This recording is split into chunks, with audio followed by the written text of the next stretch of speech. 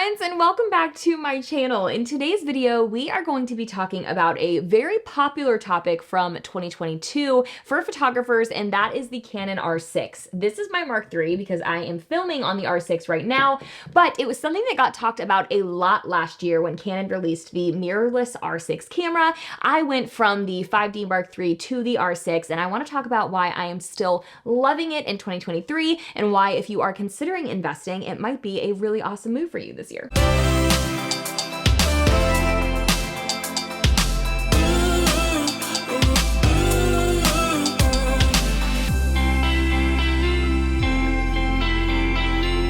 So before we even dive into this video, I'm going to just give a little disclaimer that I am in no way a tech guru. I actually could care less about camera specs and care a lot more about things like how the camera feels in my hand, how it shoots, how it works into my routines as a wedding and a senior portrait photographer, and the difference in the learning curve that it took for me to jump from the Mark III to the R6. So if you are somebody that just loves the tech side of this and the spec side of this, this is not the video for you. I'm going to be really talking about just my opinions on how the cameras feel and what I love about the R6, but it has very little to do with the specs. So just putting that out there to start. However, I do have the specs pulled up just so those of you that are curious can understand a little bit of the difference between the 5D Mark III and the R6. Like I mentioned, I think that this was, especially in my side of the industry of people that focus on weddings and portraits that are Canon shooters specifically, this was a really tough decision for a lot of us in 2022 because we're so used to either the Mark III or the Mark IV that we were shooting with, but the R6 dropped and everyone loved it. Then we had to decide between the R5 and the R6, and then everybody was just trying to decide what the best move was for them. So I want to talk specifically about how long it took me to go from the Mark III to the R6, but why I have fallen in love with the R6, and it is literally, my Mark III has never left my bag again. Like, I am in love with the R6. But let's talk really quick about specs. So the Canon Mark III is a DSLR camera and the R6 is mirrorless. So that is the kind of obvious biggest difference between the two cameras. Essentially, that just means this one has a mirror right on the inside. This is the Mark III. The R6 does not. It is basically more high tech, a little bit newer technology, and is a little harder to break and harder to make mistakes with because it's mirrorless and it's just a little bit more high tech is essentially my understanding and how I think about the difference between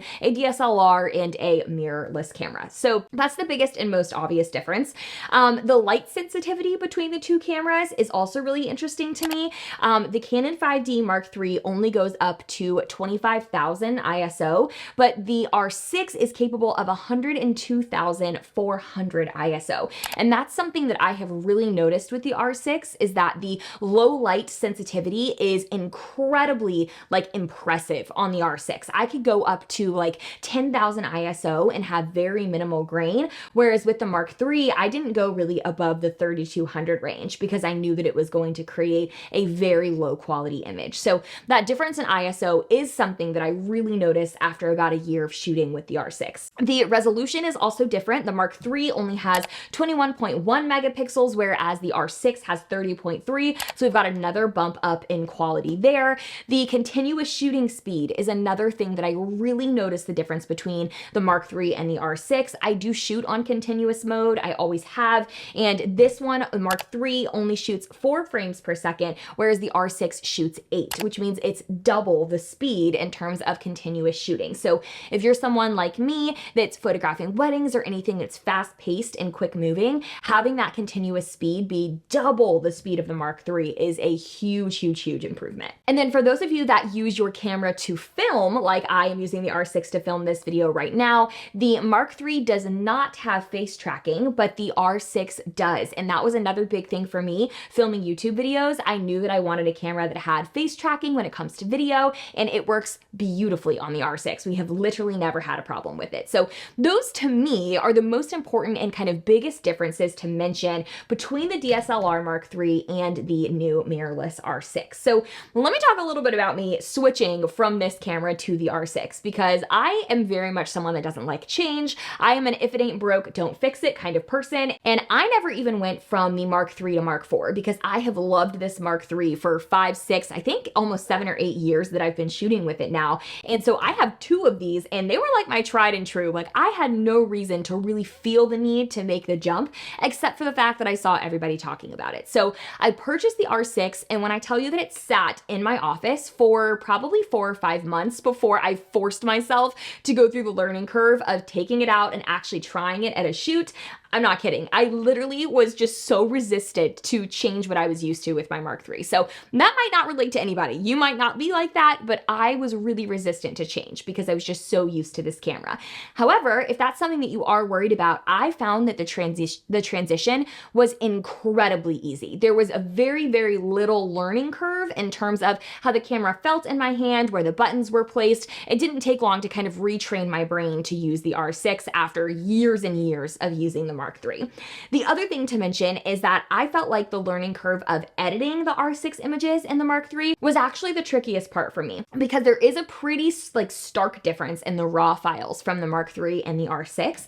I noticed that the R6 files are a little bit more gray and dull, and they also tend to lean a little bit more green. So I did find myself, especially with my signature light, bright, and bold, colorful photography style, having to compensate for that in editing. I had to increase the vibrance and increase the saturation quite a bit more than I did with my Mark III files to get the same results. And I also found myself adjusting the tint and the split toning quite a bit more frequently on the R6 files. But as soon as I got the hang of that, which really didn't take me long, it was a no-brainer to continue to use my R6. So I just wanted to run through 5 features that I think are incredible about the R6 that does make it an incredibly worthwhile investment for photographers in 2023 if you are looking to upgrade your camera. So the first one that is, I think, the most important part of the R6 and the thing that just was a no-brainer for me that made me make the jump the first time I used it was the accuracy of the focus. For me, the Mark III was pretty hit or miss. I really had to get a lot of the same shot in order to make sure that I had one that was dead tack sharp on focus. With the R6, I don't have that problem. I can just take 1 or 2 shots and rest assured that it is going to be 100% tack sharp in focus. The accuracy on that camera is bananas. And the second thing that I love about it is the focus options that you have, because since the R6 has the touchscreen LCD and the Mark III does not, you can actually use the touchscreen to manually select your focal point, in addition to how I did it on the Mark III, which was use this toggle. So if you're stuck in that habit, you can do that on the R6, which is actually what I do most of the time. But I think it's really cool that I have the option of, in a pinch, needing to really quickly manually select a focal point, I can just use my thumb on the LCD screen, and it's crazy accurate. I actually have not used the face tracking quite a bit. I haven't really tested it out at all, to be honest with you, but I've heard incredible things about the face tracking option for focus. So if you're a portrait photographer, that's also a feature that's worth mentioning, even though I just haven't had the need to use it just yet. The third thing that I love about the R6 compared to the Mark III is that it is actually significantly smaller and lighter weight. And I know that that's kind of a silly thing to mention, especially if you're somebody that really loves the specs because it feels so minor in comparison to everything else. But now when I pick up the Mark III, it feels clunky in my hands. Like it feels like a brick in my hands compared to how lightweight the R6 is. So I actually have those specs pulled up too. So it is about 1/2 inch shorter and about a little bit more than 1/2 inch smaller in terms of width, but it weighs substantially less. And I just love the way that feels in my hands, especially when we're talking about shooting a 9-10 hour wedding day. It just feels more compact and easier to carry around for a long day. The fourth thing that I love about it that I kind of already mentioned is the speed. In addition to being incredibly accurate and having tons of options in terms of how to focus, it is crazy fast. Like I can focus and then take the shot and it's like there's no time in between. It is insane how fast this camera is. You can also set it that it is a touch shutter, so you can just touch the LCD and it will focus and take the photo like that. It is just crazy quick, whereas with the Mark III, there's just a tiny bit of a delay, especially if you're using back button focus from when you focus and then you actually hit the shutter. With the R6, it is seamless and fast as lightning, which I think is amazing, in addition to that continuous shooting I mentioned earlier being double the frame rate of the Mark III. And then the last thing that I love loved about it is that I didn't have the need to upgrade my lenses. So I have the EF lineup of lenses, my 50, my 35, my 85. I have all of my lenses that are the EF line.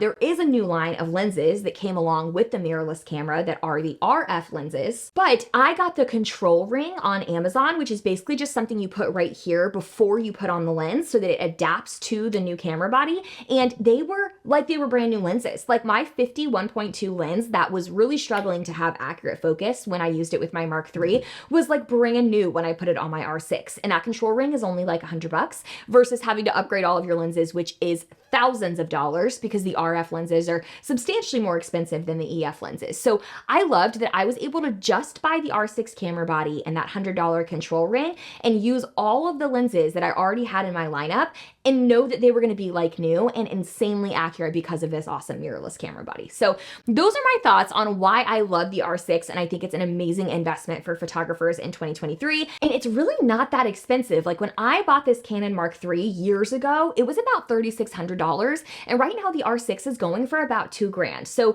it is an amazing investment and I'm kind of jealous that it's not as expensive as this guy used to be. So if you're a photographer looking to make a major upgrade in 2023, I highly recommend considering the R6. I'm gonna link everything I mentioned down below, including that control ring. And we would be so grateful to have you subscribe to this channel. I post new videos every single week. And until next time, bye y'all.